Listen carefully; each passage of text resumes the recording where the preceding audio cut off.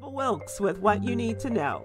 Today is Monday, October 3rd, 2022. Number 1. One of the most public moments of American history was completed in a private ceremony Friday, the investiture of Supreme Court Justice Ketanji Brown Jackson. The first black woman was formally sworn in to sit on the United States Supreme Court during a ceremony that continues the tradition of very little technology, including video cameras present to capture the historic event. The moment marked the beginning of Justice Jackson's career on the nation's highest court as the new term begins, as it has for generations, on the first Monday in October. Number 2, the long-sought interview with conservative activist Virginia Ginni Thomas was realized Thursday by the House Select Committee investigating the January 6th insurrection. The wife of Supreme Court Justice Clarence Thomas stood by the false claim that the 2020 election was fraudulent. The House Select Committee, co-chaired by Congressman Benny Thompson and Congresswoman Liz Cheney, has tried for months to bring Mrs. Thomas before the group to get additional information about her role in the effort to overturn the election lost by Donald Trump.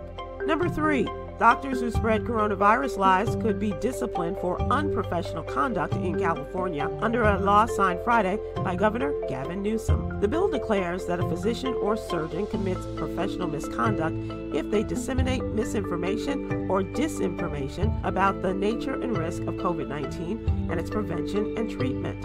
It was the last remaining vaccine-related bill of note after the more controversial measures did not pass.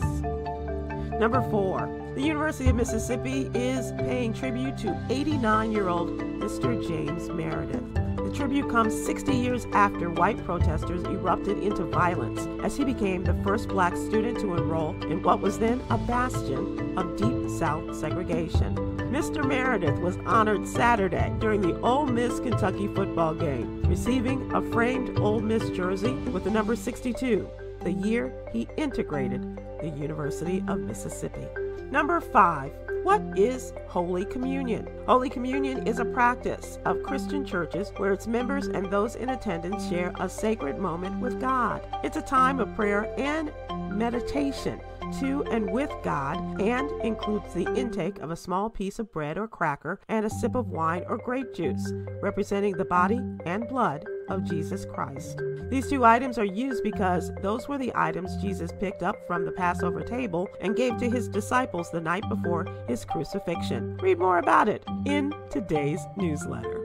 Here's your daily inspiration from Yogi's Jewels. Such is true. Maturity is accompanied by wisdom and patience. Join me today live on YouTube and Facebook at 7 p.m. Eastern, 6 p.m. Central, with comedians Huggy Lowdown, Chris Paul, and social justice activist Coy Malone as we discuss today's top headlines and more.